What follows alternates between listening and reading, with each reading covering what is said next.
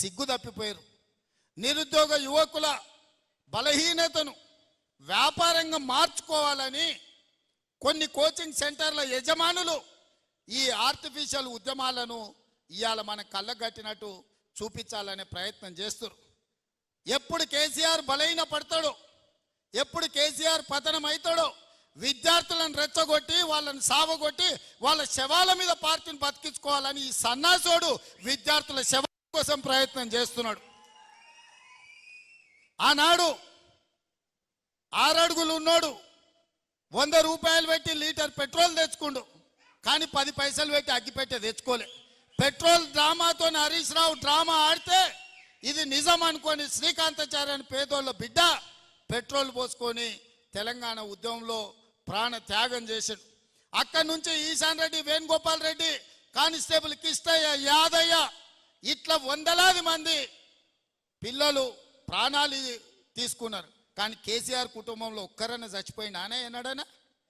మళ్ళీ ఇప్పుడు అదే మోతీలాల్ అని ఒక లంబాడి బిడ్డను ఇవాళ రెచ్చగొట్టి దీక్ష కూసబెట్టారు. ఇంకొక బక్క జడ్సన్ అని ఒక దళితుని దీక్ష కూసబెట్టారు. ఇవాళ ఇంకో కోచింగ్ సెంటర్ ఆయన దీక్ష కూర్చున్నాడు. ఎందుకు మోతీలాల్ కూర్చోవాలి, ఎందుకు బక్క జడ్సన్ కూర్చోవాలి? నేను సూటిగా సవాల్ విసురుతున్న హరీష్ రావుకు, కేటీఆర్ కు, సన్నాసులారా మీరు దీక్ష కూర్చోండి, మీరు సావనైన వాయిదా అయిన పడాలి. ధైర్యం ఉందా? రాండి ఉస్మానియా యూనివర్సిటీకి వచ్చి ఆర్ట్స్ కాలేజ్ ముందల బామార్దుల ఆమరణ నిరాహార దీక్ష కూర్చోండి. గ్రూప్ 1 పరీక్షలు, గ్రూప్ 2 పరీక్షలు, గ్రూప్ 3 పరీక్షలు, డిఎస్సి పరీక్షలు వాయిదానన్న పడ, లేకపోతే మీ ప్రాణాలన్న పోవాలి అనే నినాదంతో మీరు ఆర్ట్స్ కాలేజ్ ముందల దీక్ష చేయండి. మేము కాపలా ఇస్తాం, మిమ్మల్ని ఎవ్వడు ఆపడు, సూతం ఎన్రోల్ చేస్తారు. మీరిద్దరు నిజంగానే పరీక్షలు వాయిదా వేయాలంటే, మీ వాదనలో బలం ఉంటే, ఈ తెలంగాణ కోసం సావు నోట్ల తలకాయ పెట్టినని సన్నాసి కేసీఆర్ చెప్పేది నిజమే అయితే, ఇక ఆయన కంటే వయసు మీద పడ్డది లేవలేనోడు అసలే కాలు ఇరిగింది, ఆయనను వదిలేయండి. కానీ మీరిద్దరు బావబామర్దులు బిల్లా రంగాలు రాండి ఆర్ట్స్ కాలేజ్ ముందల. మా ఎన్ఎస్యు యూత్ కాంగ్రెస్ కార్యకర్తలు కంచేసి కాపాడతారు మిమ్మల్ని. పరీక్షలు వాయిదా పడే వరకు మీరు నిరాహార దీక్ష చేయండి ఆర్ట్స్ కాలేజ్ ముందల. అది మాత్రం చేయరు. పొద్దుటిపూట తింటారు, రాత్రిపూట తాగుతారు, మీరు మాత్రం సంతోషంగా ఉండాలా? పేదోళ్ళ పిల్లలు దీక్షలతోటి, ఆమరణ నిరాహార దీక్షలతోటి పేదోళ్ళ పిల్లల ప్రాణాలు బలి ఇవ్వడానికి అలా బావబామర్దులు ఇద్దరు కలిసి కుట్ర చేస్తారు.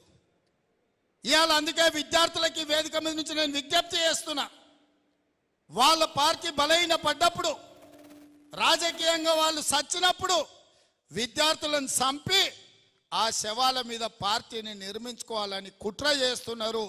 ఇవాళ కొంతమంది విద్యార్థులను రెచ్చగొట్టి వాళ్ళ భావోద్వేగాలతో రాజకీయంగా లబ్ధి పొందాలని చూస్తారు. అందుకే ఇక్కడున్న మా సోదరులకు గ్రామాన్ని చెప్పండి, వాళ్ళ తల్లిదండ్రులకు చెప్పండి, మీ కోచింగ్ సెంటర్లలో 1000 కోట్ల 100,000 రూపాయలు ఫీజులు కట్టాల్సిన పని లేకుండా ఎంబడే పరీక్షలు పెట్టి ఫలితాలు ఇచ్చి మీ పిల్లలకు ఉద్యోగాలు ఇస్తాము. ఒకవేళ పరీక్ష రాసి ఉద్యోగం రాకపోతే ఇంకే ప్రైవేటుల్లోనైనా వాళ్ళు ఉద్యోగం చేసుకోవడానికి అవకాశం ఉంటుంది.